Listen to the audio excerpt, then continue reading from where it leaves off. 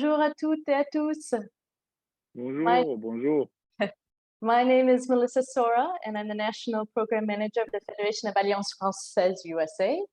And you are in the right place if you are here today to see April in Paris with Oliver G. 7 things that you've definitely never done before. We are part of, like I said, we are part of the Alliance Française network. There are over 100 Alliance Française chapters in the US. It's the largest Alliance Française network in the world. And we help 25,000 learners of French learn French, live French, and love French every year with the Alliance Française.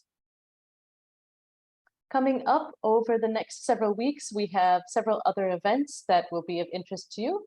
This coming week, on April 20th, we have a second part of a 2-part series, Even More Secrets of Mastering French from the experts at the Alliance Française. It's a 30-minute session with lots of tips on how to help your French learning. And then in honor of Earth Day, we have a one-day only screening of Une fois que tu sais, followed by a live discussion with the director. Next Saturday, Charles Coulon is back with Le Métro Insolite. And after that, we have Richard Ford talking about his great book, Dress Codes. After that, a new look at World War II. And then looking into July, we have Mysteries of the Bastille. All of this information and registration is on our website at afusa.org. And as you know, logistics, please stay on mute during the presentation. Stay on speaker view for a best view of the slides and the speaker. Put your questions in the chat. If you have any problems, just log back in with the original Zoom link. For your information, the session is being recorded and it will be available afterwards on our YouTube channel. And now it is my great honor to introduce our friend Oliver G., host of the Earful Tower, which is a podcast, collection of videos and blog posts about Paris and France. Oliver is also the author of Paris on Air and the Earful Tower 2023 Guide to Paris, and a series of children's books, Kylie the Crocodile in Paris, Roger the Liger in Paris, and Grace the Giraffe in Paris. Thank you so much, Oliver, for coming back to speak to us again. Thank you so much for having me. I'm very excited to be here. Okay, so I'll take over, and thanks so much for having me, and thanks for that lovely introduction, Melissa. And I'll give you guys a really brief, in fact, I've got the view up so I can see everybody. If there's, just so I know the kind of group that I'm talking to, if you're really familiar with what I do already, can you wave? Just give me a wave so I know what sort of people. I'm clicking through here and looking, okay, there's a lot of waving. Who's got no idea who they're listening to right now? You can wave to me. No one really. Okay, good. Well, let's hope for everybody's sake that these secrets are new for some of you. But what I've done,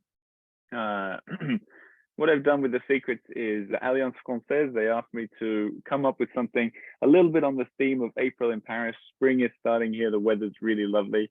And they asked for secrets. And I said, well, if there's one thing I know in Paris, it's secrets. Things to find that are a little bit off the tourist track. And what I did is I tried to give them a bit of a spring theme. I tried to, the way that we've pinned it is no one's done these before. I'm sure someone's done some of them before, but I've written it in a way that it's going to get progressively more offbeat. So if at the beginning you're thinking, I've done this, especially if you've been to Paris a bunch of times, don't worry, I should get you by the end of it. That's the whole idea. And I also try to do it in a bit of a mix of ways. So some of them are very accessible and free. Some are, you know, easy to find, and some are really difficult to find, or you might need to have a reservation or whatever. A nice mix of things so everybody's got something to go and look for. A little bit more about me quickly, even though I think most of you seem to know. I'm Australian. I've been in Paris since 2015, and I've been running the Earful Tower, this Paris channel, for about 6 years now. And one of the things I really like doing in Paris is discovering things that are off the beaten track. I get a little bit bored with the main things. As much as I think everybody should go and see the Eiffel Tower and the Louvre, and they are spectacular, of course, I think there are other treasures to be found. I'll get right onto it. And one thing we didn't mention, I've written a blog post that has every address, every official website, even maps, everything that we'll share with you at the end, I think in an email either. So no need to jot anything down, no need to ask me to repeat it. I've written everything really nice and easily because I want you to find it. I want you to find the secret and for me to be kicked out of the Paris Secret Academy. Shall we do it? Shall we begin? I think we have a slideshow. April in Paris, starting with a fairly easy secret, although I'm sure there's some of you that haven't done this. I've called it walking in the clouds, if we can get the first picture up.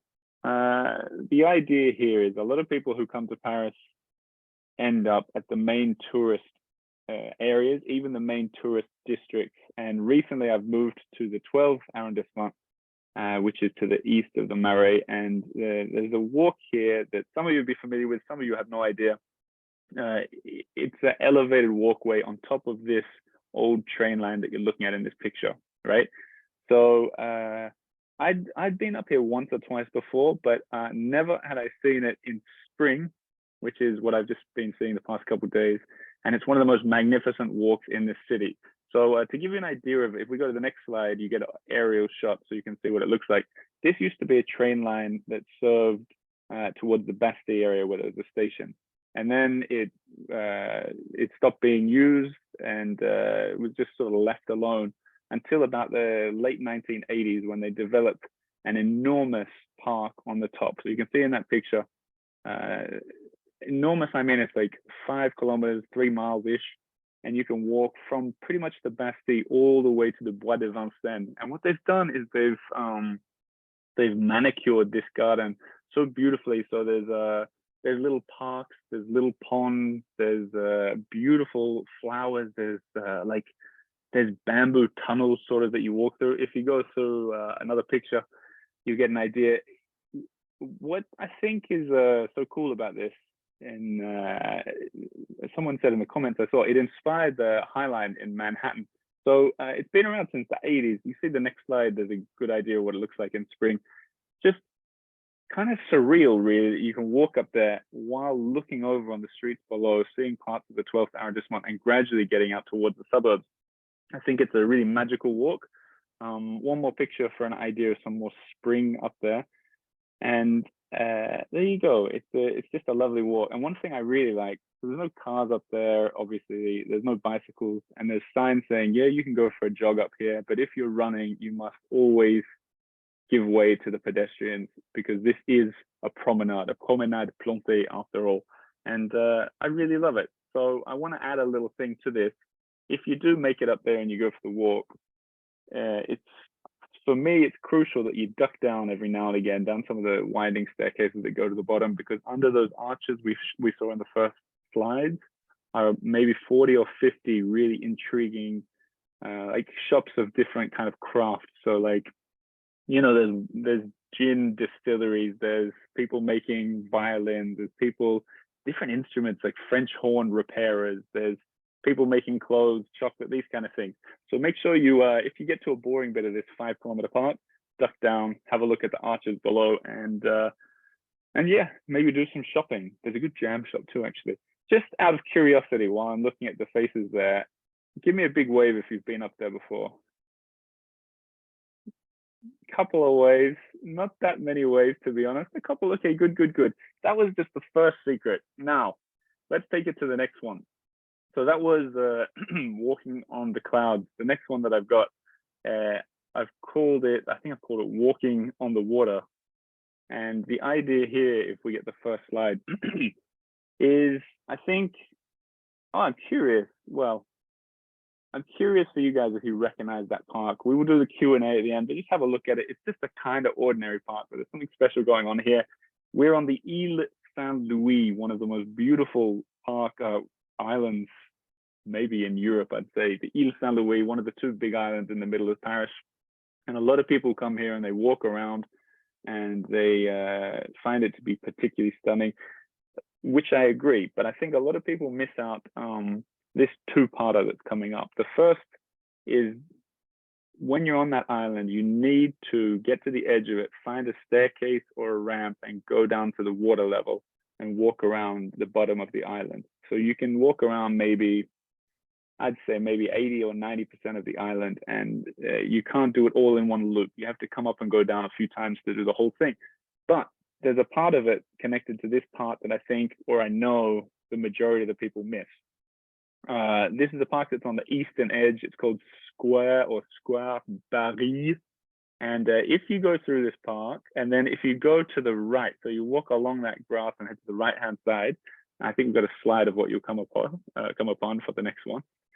You'll come to this little gate. You wouldn't know it's there unless you'd gone, I don't know, unless you stayed a month on the island on the eastern side and you knew what you were looking for.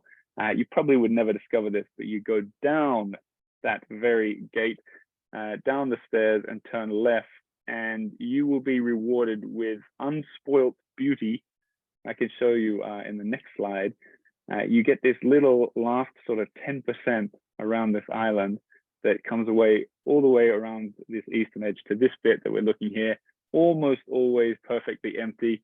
Sometimes some lovers sitting there, legs entangled, smooching away. Yeah, you might have to walk past that, but it is particularly romantic. In fact, I just remembered, if you get to the edge of this walkway that we're all looking at, there's a really cool, what do you call it, like a bronze thing on the wall there that goes right to the top, like as high as the bridge, marking the 1910 flood, which is the biggest flood that Paris ever had. So if you get to the edge of this walk, you'll see that as well. But just a really super stunning walk away from all the people. And if you get it on a good day, like when I took this very picture, you'll be rubbing your hands in glee, because it is a secret worthy of my top 7 secrets. Give me a wave if you've walked to this particular bit. Maureen, I'm not surprised, Maureen. Was Carl waving? Yeah, okay, here we go. Carl's doing the peace sign. Okay, some of you have got my secrets, but these are still quite easy to get to, so we can all go and check this. I think there was one more slide showing exactly where it is, if I didn't explain it perfectly, but it's really on the far side. Okay, so look at this. Notre Dame Cathedral and Sainte-Chapelle is over on the Ile de la Cité, so you've got to go to this Ile Saint-Louis, much smaller island, exceptionally beautiful, gobsmackingly beautiful, and you go all the way to that east end, which I think a lot of people would miss, and certainly would miss that little walk around the bottom. So spring in Paris, April in Paris, that's the vibe. You're probably thinking, Oliver, I don't care for secret walks like this. I don't care for long walks on tree lines. I just want to sit down and eat somewhere really pretty, and preferably outside. Don't worry, guys, I've got you covered. The next slide shows a restaurant, and I've called this one Getting an Eiffel.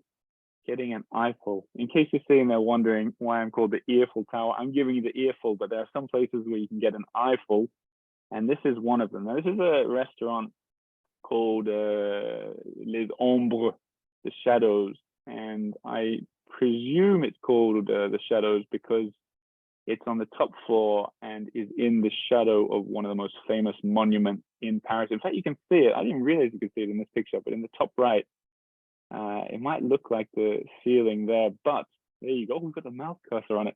Up there on the top right, you got incredible views of the Eiffel Tower. And if we click the next slide, you'll see just how close it is. Whoa, right there. So we're in the 7th arrondissement here at Les Ombres, and it's not wildly fancy, but it's not cheap either.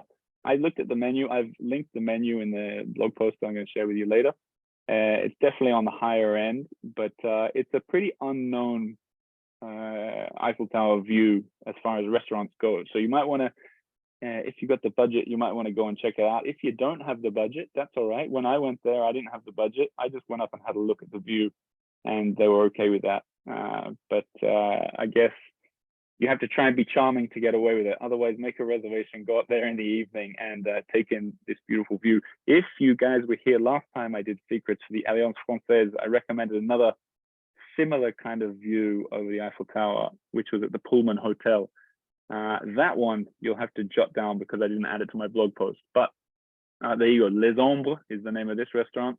And yeah, I think it's a perfect thing to do in April in Paris, or any time in Paris, really, to sit there and look at the Eiffel Tower, watch the little people going up and down over the sunset, perhaps. Okay, we've got how long have I been talking? I don't want to go over the top. We're okay. The next secret, this is a relatively new one that I've discovered in the Marais/12th arrondissement. In fact, right between the two. You know what? I haven't been asking if people have been to that. Who's been to that restaurant? Give me an aggressive wave so you stick out. No one? Anyone? Oh, there's someone. Charlene. Okay, we got at least one. Look, I'm already getting you guys, and we're not even near the end. I'll tone it down a bit with this next secret. This one, I've called it Ahoy Captain. The names don't really mean anything. It's a way of me keeping up with what we're looking at. But the next slide will show you a famous and quite beautiful column in the Bastille. And I know a lot of you guys won't have seen what we're about to see because it's quite new. And if you're in Paris more than 3 or 4 years ago, under this beautiful Bastille column, there used to be a full roundabout, like a full traffic going all the way around it, no lines marking where the cars should be, and it was always insane. I used to joke about on the podcast in the early days that the only way you can get through it on a bicycle is to close your eyes and hope for good luck. And I'm kidding, of course, but it was kind of frightening. But what they've done, it's hard to explain, so luckily I've got a slide for it. But what they've done is they've taken away about 25% of that roundabout. So the cars can only do a big U shape around it, and they've paved the rest. I'm sure some of you have been in Paris recently. A lot of you surely haven't, especially with the pandemic and everything. It looks kind of like this, the next slide. In fact, it looks exactly like this because I took this picture yesterday, which, by the way, is very springy and beautiful, but yesterday was a pretty bad day. So it looks like this. It's really nice. A lot of people cycling, walking, taking their red buggy out to the shops by the looks of it in that picture. And it's hard to imagine that this used to be a really busy road. Of course, this isn't the secret. The secret is that if you walk, I took this picture specifically so you can see how hidden this next sort of alleyway secret is. The woman perhaps with the red thing, if you see right above her hair, there you go. I love the cursor, thank you. Right there is where we're imagining that we're walking. And if you walk straight up to it, you'll see that on the right-hand side behind the tree is an entrance to the metro. But on the left-hand side, if we see the next slide, this is the view that you get. Now, cool that I took this picture yesterday as well. It's cool.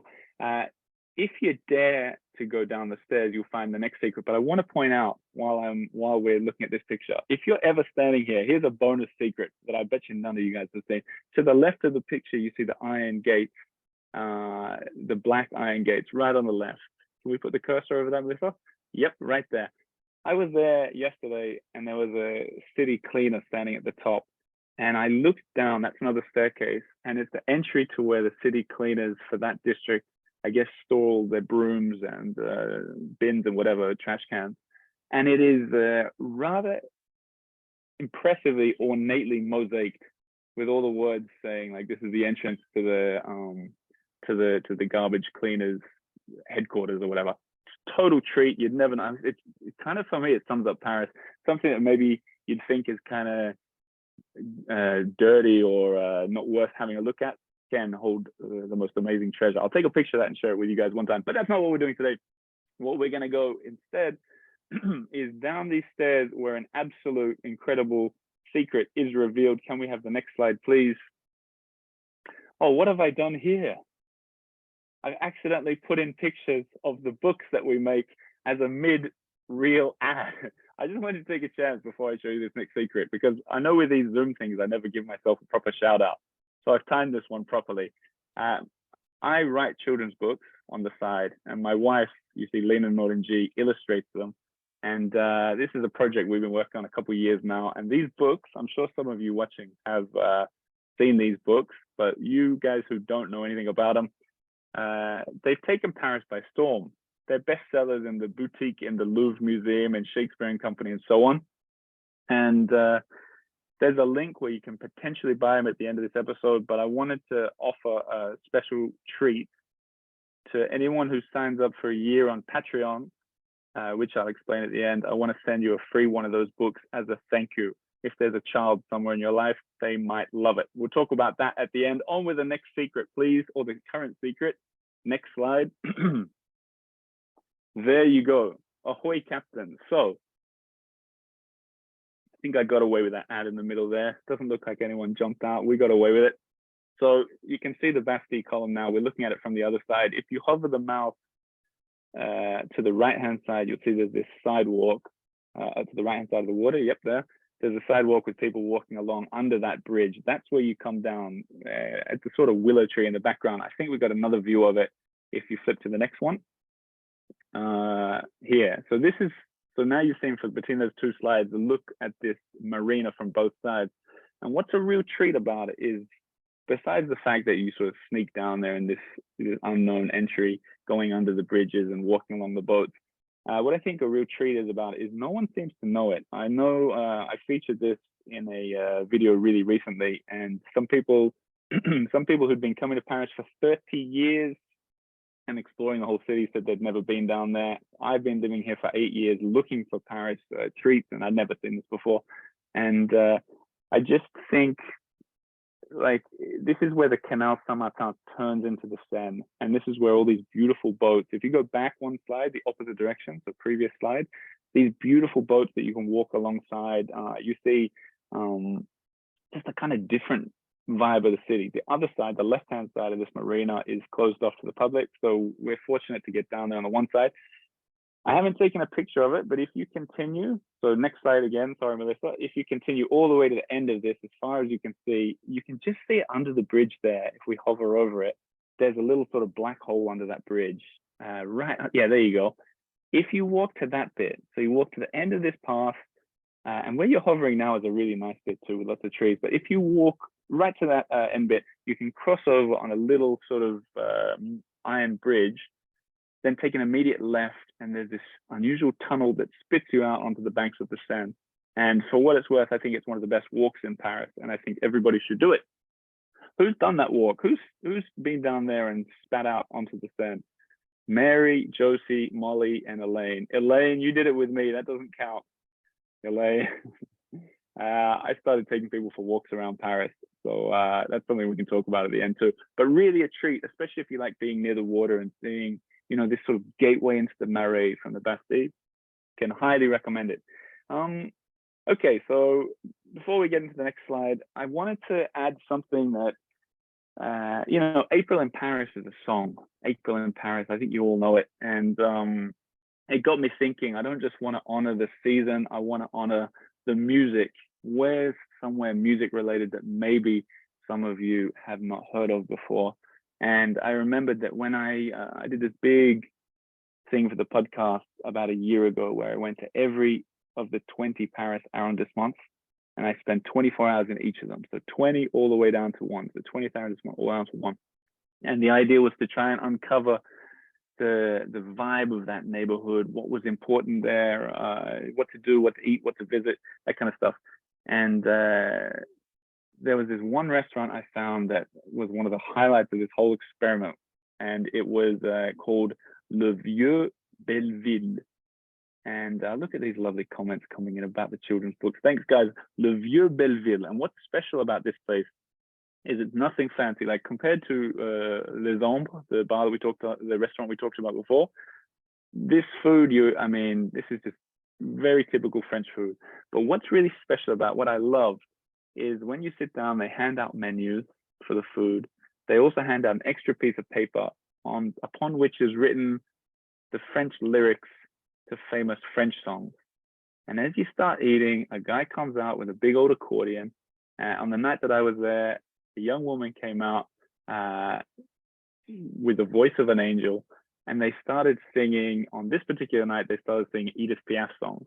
So if you look at the first picture, there's Edith on the left, the accordionist in the middle, and Edith on the right again. And you can see in the background in the middle picture, very, very typical French bistro table, typical guests, mixed for people from all over the world. And at the beginning, everybody's shy, no one wants to sing along. Perhaps people don't know the tunes of the songs on the Edith Piaf night. You know, a lot of people know the tunes, but on other nights there's different artists. But after a little bit of time and maybe a little bit of red wine, everybody suddenly gets really into it. And it became, like me, the idea of singing in public is definitely not for me. I'm not interested at all. But after 3 or 4 songs, I was probably singing the loudest. And there was this amazing community feel. Everybody was going for it. And it didn't feel, I feel like I got a pretty well on the pulse of what is too touristy and what works. Didn't think this was touristy in the slightest. There were French people that were taking it really seriously. I loved it. You look at the next slide, you'll see, I think you can see how much I love it in the top left, singing No Doubt, maybe to the song on the bottom left, Milor, which is one of my favorite Edith Piaf songs. And then on the bottom right, there's me and Lena dancing. But it was just a real treat, the Vieux Belleville. And I recommend it wholeheartedly. And when I say this, you know, I'm not going to sponsor deal with them or anything. It doesn't make any difference to me if you go or not. I truly loved it and I can recommend it. So have a sing along, April in Paris, Le Vieux Belleville, and I think you'll thank me for it later because it really is a treat. Next secret, keeping an eye on the time as well, we're doing perfectly. The next secret takes us to Montmartre, and I think I lived for 2 years in Montmartre and I really loved it, but I think one of the downsides is that it can be very touristy, and a lot of people I see people write about it online in Facebook groups and so on, that they get off at one of the main metro stations, they walk through the main street up to the Sacre-Cœur, and it's overwhelming. People are trying to scam you, sell you love locks, sell you berets that you don't want to buy, and I think it's sort of soured the idea of Montmartre for some people, unfortunately. But having lived there for a couple of years, I found all sorts of secrets, and one that I particularly recommend. There's a street. In fact, on the podcast, I interviewed Eric Lejoindre, the mayor of the 18th arrondissement, and I asked him what his favorite street was to walk down in his own district, and he recommended the Avenue Junot, Junot, which is a really lovely avenue, but he missed the trick because if you turn left off that avenue, there's a place called the Villa Léandre, or maybe it's Léandre. In any case, this is what it looks like in the next picture. And I've called it the Paris Village. And so there's a little bar on the edge, people looking quite springy there, maybe even summery. But if you walk onto that cobbled street and turn left, it feels like you're in, I don't even know, a Swiss village or something. And even though there's a seemingly pretty busy cafe on the corner, there's almost never anyone down there. It's a cul-de-sac, it's a dead end. You go down there, it's totally quiet. And I like to imagine the view from the places at the end of that street, because you're at the top of the hill, you're just about 5 minutes walk from the Sacre-Cœur, and it's just empty and up there. And all these just 2-3-story houses, which is houses itself super rare for Paris, where we all know the Haussmannian design has limited everything to 6 or 7 stories almost all over the whole city, but this is exceptionally different. And to the right of this page, like right to the right side of that tree, there's a real estate agent, and I'm often keeping my eye on it because whenever they're selling one, you can see the picture and the price for any of these houses, and I'll tell you, that is on the very high end for Paris. So if you're in the market looking for a house, you've got a big budget, go up there and check that place because you might find a real treat up there. I think we have another picture of it. We have another 2 pictures of it even. So here's an idea of the typical houses. Cool, because usually Parisian buildings have buzzers out the front, letterboxes for 10 people. These all seem to be one family living in them, because you just got the one, the one name on the door. And then there's another picture, I think, that shows towards, just to show how small it is and that kind of vibe. So there you go, Villa Léandre, and that's the 6th secret. Who's been there? I'm interested to see.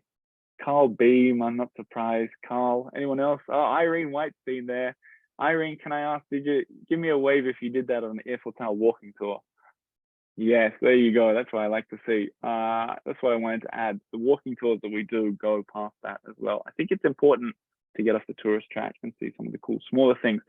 That's been 6 secrets. So I'm going to end on this 7th secret, which is it's one of my best ones. And I know I'm going to get in trouble for sharing it, but this is a special one indeed.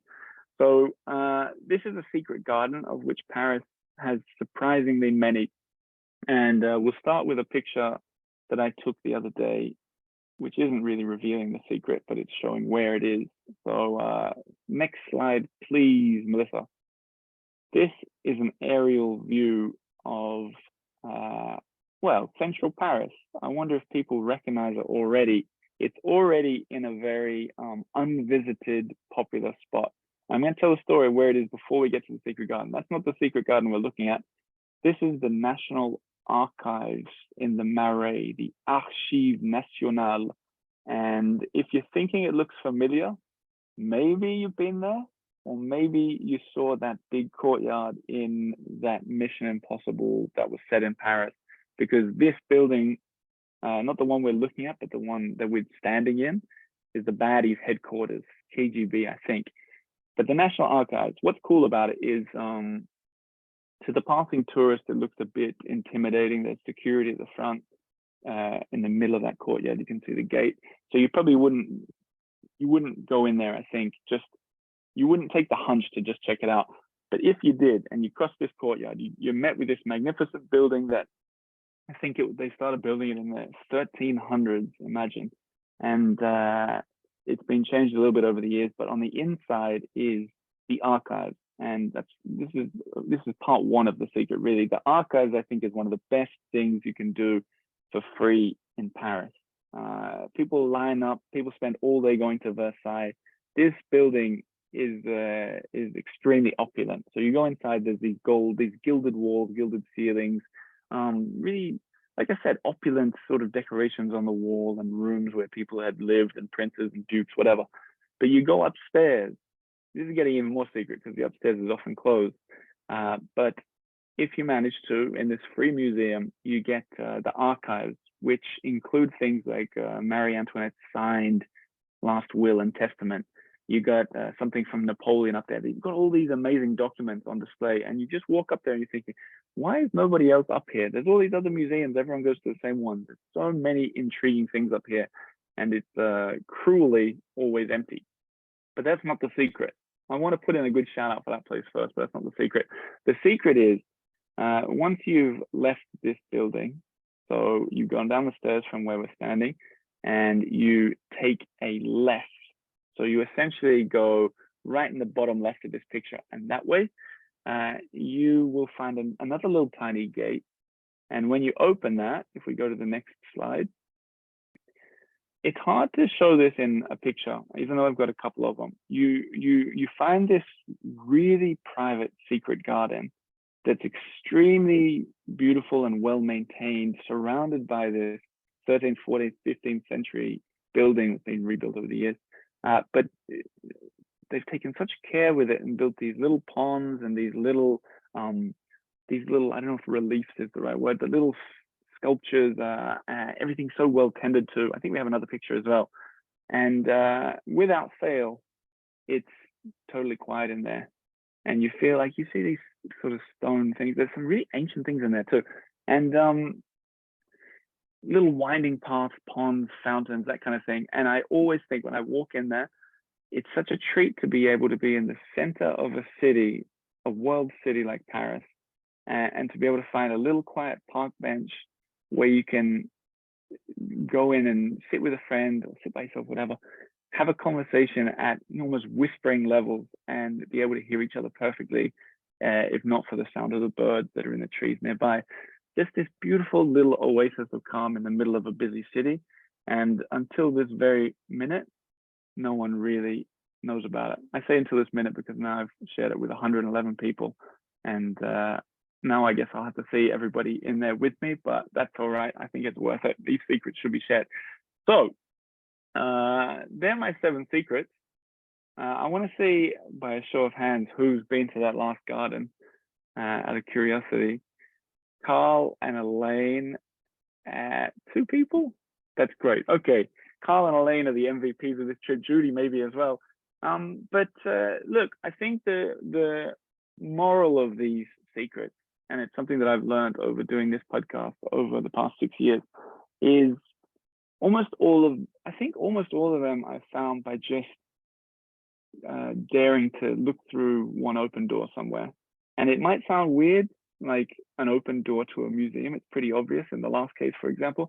But at the same time, it's not that obvious. If you talk to Parisians, a lot of them would have no idea of that National Archives, that it even exists, let alone that there's a garden in there. Same thing, I'm looking back to the pictures.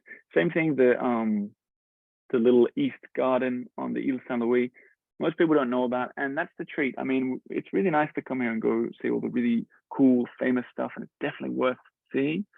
But next time you're sort of bundled in with 100,000 other people at the Louvre, remember to counterbalance it by going and doing one of these kind of secret things, because for locals and for people like me especially, they're the real treats of Paris, and they're the things that I think I cherish, and I want other people to cherish as well.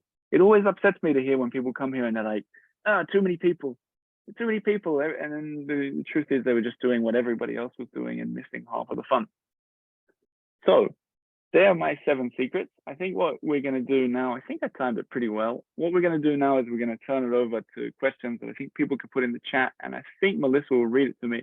But to give you, did you want to say something, Melissa? No, go ahead. I was just going to let people know that we were ready for Q&A. Did you want me to share the link too, Oliver? Yes, perfect. Okay, so while you're thinking up some questions to send in to me, I'll explain the link that's coming in the chat, and I'll explain a little bit more background. But the link, so thanks, Mary, for that nice compliment there. What the link that, there you go. I love it. Sue Wilson said, when is the National Archives open? This link that I've done specifically for the Alliance Française USA has links and addresses to every single thing that we just talked about. So when is the museum open? I don't know, but I've written the link to find the place. You click on it and it will take you there. So all those practical questions have been answered. I even included Google Maps. Feel free not to share that link around, because I wrote it for you guys and I don't want the secret to get out to everybody. But look, that's it. That's the link. Take it, save it, click on it. And what I'll say as well, while the questions are coming in, I'll do one, I promise, one last shout out for my own work, is the way that a lot of people ask me, especially at weddings or whatever, when I meet people for the first time, they're not familiar with what I do. They say, how do you monetize a podcast that's free? And I know a lot of the people watching already know this, but there's a membership program. It's called Patreon. It's like the old days with the old artists. People become a patron for $10 a month, and you get all kinds of bonus stuff, exactly like what I've just done for you. And that's how it happens. That's how I'm able to grow it, employ people, keep it going, and so on. So in that, I see on that link, actually, the Earful Tower should have an extra E in it. Oh. The Earful Tower, but that's okay. You've sent the link in the chat. So the Earful Tower, and on that link, it says at the bottom how you can sign up to become a member if you so wish. And if you do it today for the year, I'll be sitting here on my computer checking. I'll send you one of the children's books or send it to anywhere in America on the house, as well as the PDF guide to Paris. Also, for the members who are watching, because I shared this link to some members as well, and I recognize a lot of faces, just to thank you, because you're keeping these wheels spinning, and look, some of you are waving. I'm really appreciative that you're here, and the smiles on those faces should be enough for anyone else to know that it's worth jumping in. But questions, I'm here to answer questions, and I'm happy to. What have we got? Great, thank you so much, Oliver. Yeah, we have a lot of good questions. One from Lynn: is there a secret place that you will never share? That's a good question. I don't know. It's probably not. I think I share everything. I remember one person in the past got angry that I share everything I find because I'm not leaving anything for the Parisians.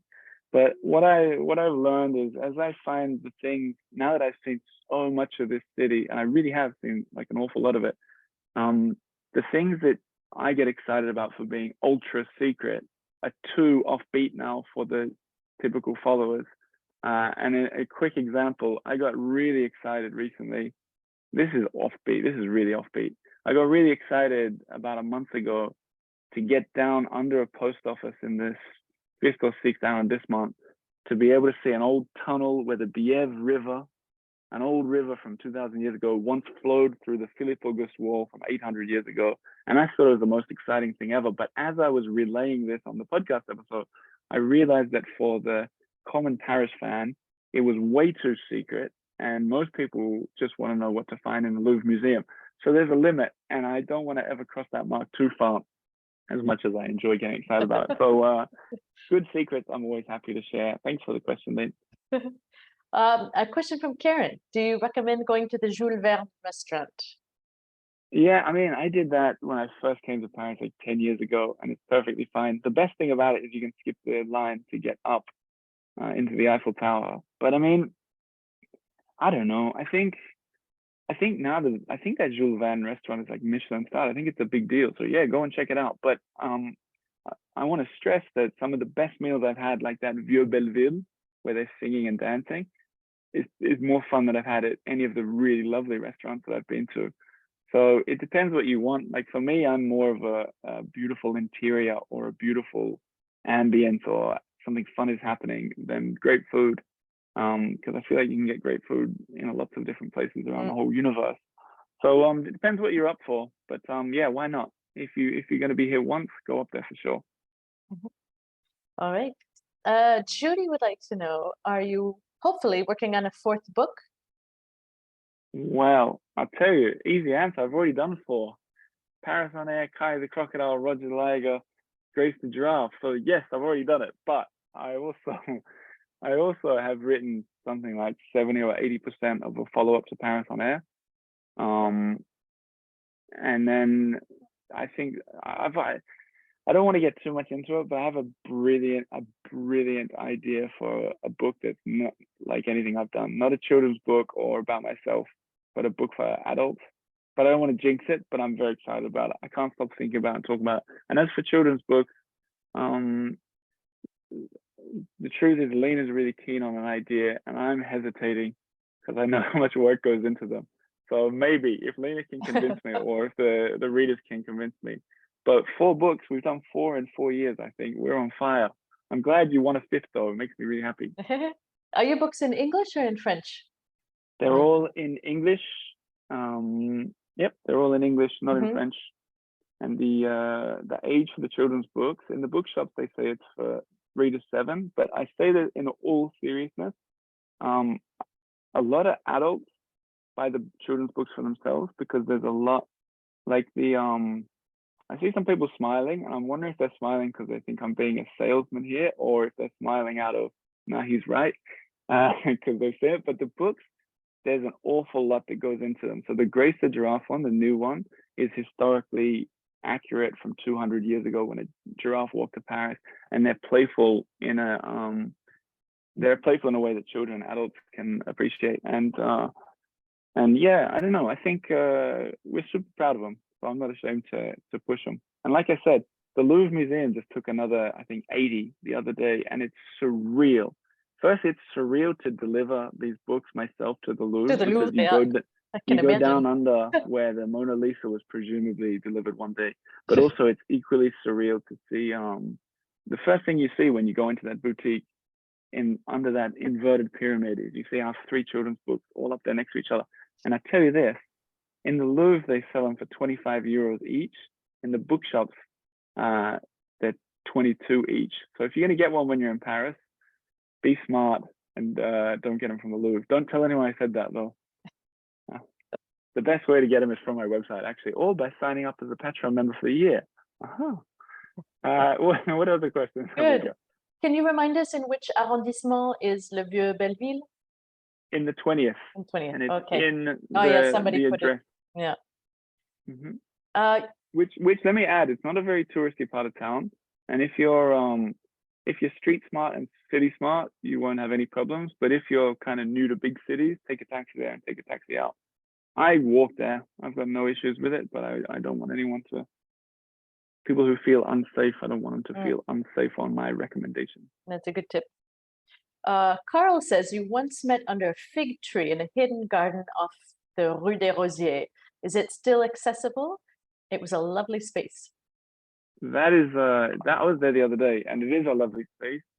And I recorded a podcast episode there one time, and it's lovely. So that would have been one of my secrets, actually. It's similar hidden garden. You walk down the Rue des Rosiers in the Jewish Quarter, and you turn north, and there's this like iron gate that reveals this hidden. I don't want to get started on it because I won't stop.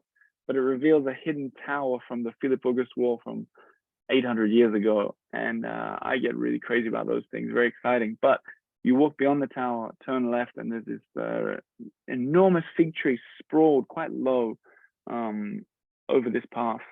And it's leading into another garden no one is ever in, and totally worth exploring on your own 2 feet next time you're in this beautiful city. Oh, that's another good tip. Lisa asks, can you share your secret rooftop in the 7th?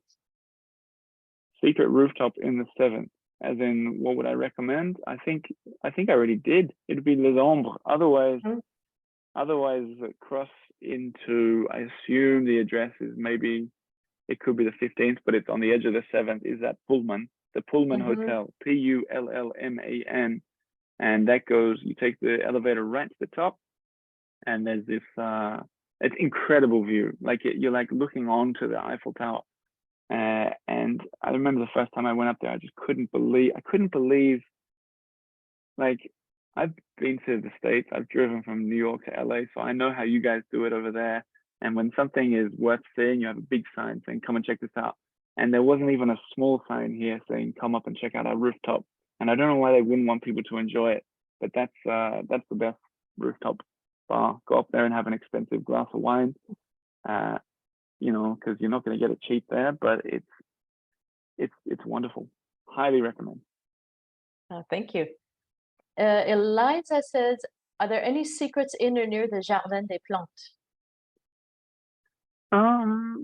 The short answer is yes, but that's for my next appearance at the Alliance Française USA, surely. But I think, yeah, I got a little one for you. It's this would work better with an Australian audience, I think. But there is a little zoo in there, and I know zoos can be divisive at best, but if you don't have to go into the zoo, you can go to the, I'm talking in the Jardin des Plantes, but you go right to what would be the southwest edge of it, and the kangaroos are in a separate section that you can just walk around, like in a fairly big field, and they're just there. So if you're not expecting it, you just get, you know, if I said that to Australians, they'd be bouncing around with happiness.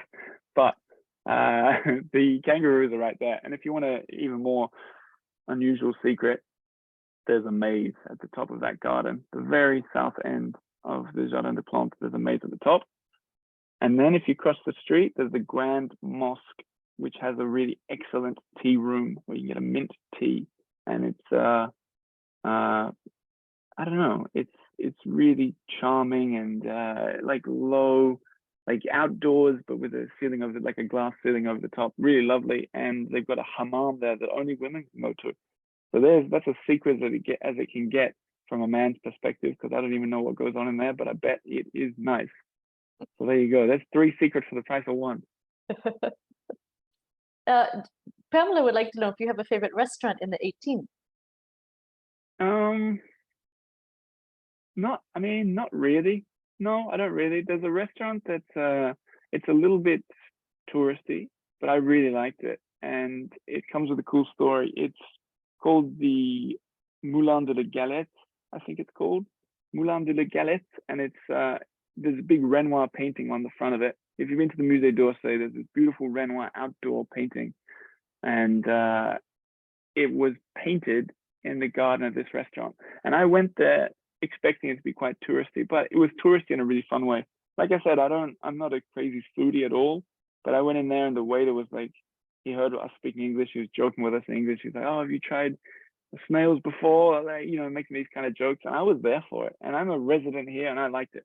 So if you want experience, I found that quite fun, if not a little bit kitsch, I guess. But in terms of places for really good food, I don't know. When I was living 2 years in Montmartre, was mostly lockdown confinement and also struggling podcaster. So I didn't go out for nice meals, unfortunately. Teddy wants to know more about the Jewish Quarter. Okay, well, you've asked the wrong guy, really. I don't know much to tell you. I know it's I do know that it's extremely sobering. If you walk around, you can see a lot of signs. It's in French, but it's easy French to understand. That says about how many people were taken from nearby schools to the camps in well, Poland, Germany, and so on. And I think, like, look, I mean, the history of Paris's history with Jewish people in the Second World War is extremely dark and totally off the vibe of The Secrets of Paris here. But I can tell you that if you want to get a good understanding of it, something I discovered the other day on the, I guess it's the Ile de la Cité, the corner behind the Notre Dame. If you go in a park there and down the stairs, there's a memorial there that's really something. I'd never seen, I didn't even know it was there, but I can recommend that. But as for the ins and outs and the details of the Jewish Quarter, I'm really not an expert on it. But there are people who do exceptional tours of it if you want to check it out. Thank you for that. John would like to know if they still do summer fairs in Place Saint-Sulpice. Summer fairs, as in, well, I don't even know what you mean by that. I know there's a lot going on there in Saint-Sulpice, so I guess the answer is yes. They have pop-up stalls with books and stuff like that. I've never seen a summer fair there. Maybe someone else can answer that one. I was thinking today, we've lived in 5 districts around Paris, and the only place I never really lived is in the Latin Quarter anywhere, in the 5th and 6th. So if I move again, heaven forbid, I'd like to live there, and then I'll give you a good answer about everything Saint-Sulpice. That sounds good. Good questions, guys. Alan and Cherry are wondering about the Pullman Hotel with the rooftop bar, because they say that there are several Pullman hotels in Paris. Okay. Which one is the one with the rooftop bar? It's just the one that's closest to Eiffel. I'll find it out now on my map, and I'll tell you exactly what to look for. It's on, there it is. If you look for the one, it's called Hotel Pullman Paris Tour Eiffel. There's the view. I can hold it up to the camera. Look at that.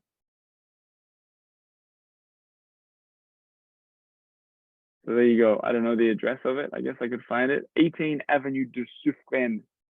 18 Avenue de Suffren. But let's not focus on that. That was last year's secret.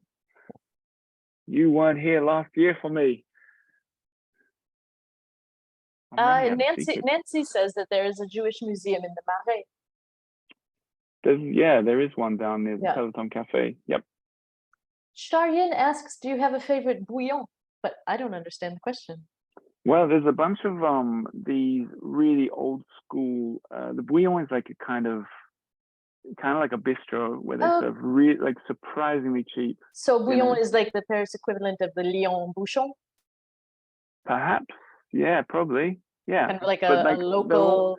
Yeah, but they're all like they were built for like workers, and they're all like 100 years old, and they're beautiful Art Nouveau interiors, just stunning buildings sometimes, often. And there's like 7 or 8 of them, and maybe more. And my favorite one, probably maybe the one Julien in the 10th arrondissement, Bouillon Julien. Otherwise, the one in Montparnasse is really, really good. But they're too busy now, so you need to get there early. You need to have dinner because you can't make a reservation. You have to line up for it. So get there 10 minutes before it opens. Have an early dinner. It'll cost you nothing compared to all the other restaurants we've mentioned. You can get. Last time I went to one, I did an Instagram story about it. It cost for 2 people for like 2 drinks, dessert, dinner, and a starter was something like less than 40 euros, which is insane. It's insane. So Bouillon Julien or Montparnasse, absolutely worth it. Molly would like to know if you know how one could get to see or participate in a white dinner. And have you ever done one yourself? I never done it. No, I never done it. I think you just have to, with many things like that in Paris, you just got to be quick. You got to be quick, and you got to reserve it, or you've got to build up a popular podcast channel and hope to get invited by the people that organize it. But I tried that and it hasn't worked. So who am I to tell you how to do it? I saw someone asking about the bouillon. It's just, if you Google, I think I did a story about it once actually. Bouillon, I guess, bouillon, and there's a bunch of them, but you'll be able to find it, and you can't go wrong there. So I'll tell you this though, food isn't very good. It's very it's cheap. So like the whole idea was to feed the masses. So if you go, I've seen people reviewing it saying they weren't very happy with the food. What do you expect? this is the kind of place where you go and you sit down and you're like, this is incredible. I'm in 1910. That's what it feels like, or 1930 or whatever. So yeah, like I said before, it's important with the food. A lot of people want restaurant recommendations. It really depends what you want. In a city like Paris, there's something for everyone. And I can only really help when it comes to places that are story worthy, because that's what I like the most. Fantastic interiors, sort of offbeat, unusual sing-alongs, or places like Le Maurice, if you want a really spectacular experience. But you know, the list of changing restaurants here is it's changing faster than we could even talk about it. I will do one shout out though to Milagro. And there's a restaurant on the 7th called Milagro, and I featured them on the podcast before they opened. I was filming inside his restaurant, like literally when it was like a work site, and I liked the guy. I believed in him, and I told his story. And 2 years or 3 years later, they've just been written up by Michelin. So I know some people watching are big fans of that place. Check it out, Milagro. I'll write it. Someone's gonna ask. I'm anticipating it. Oh no, there you go. Jill wrote it. Milagro, especially as a visitor from New Mexico. And I know you heard it here first because I was in there before it opened.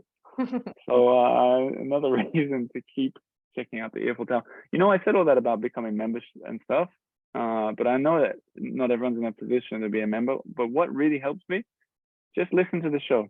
It's free. Follow on Instagram or Facebook. Because I want to stress this, like, as the show grows and as there are tens of thousands of people following, it becomes a lot easier for me to approach someone. An example is an upcoming episode I'm going to do is going to feature the Paris Observatory. And 5 years ago, if I had knocked on their door, sent them an email and said, hey, I'm Oliver, I got 3 people who listen to my show, they never would have taken me seriously.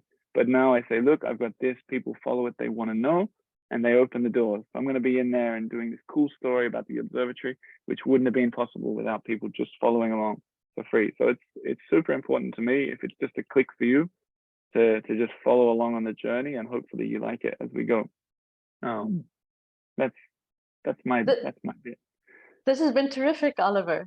Thank you so much for taking the time to share all these secrets with us. And I know it's late in Paris. We're going to send out a follow-up email to everyone on Monday with the link once again to your website and podcast, and also a link to the recording. It'll be on our YouTube channel, so everybody can share it with their friends. That's super kind of you. Thanks so much. And if anyone does sign up to become a member, make sure you get your address right. I want to put that because of the book being sent out. It's super important. Make sure you leave an address. But I'll say thank you. Thanks to everybody who showed up and listened to the secrets. I hope you find them. Maybe we'll run into each other in one of these secret gardens or something one day in Paris.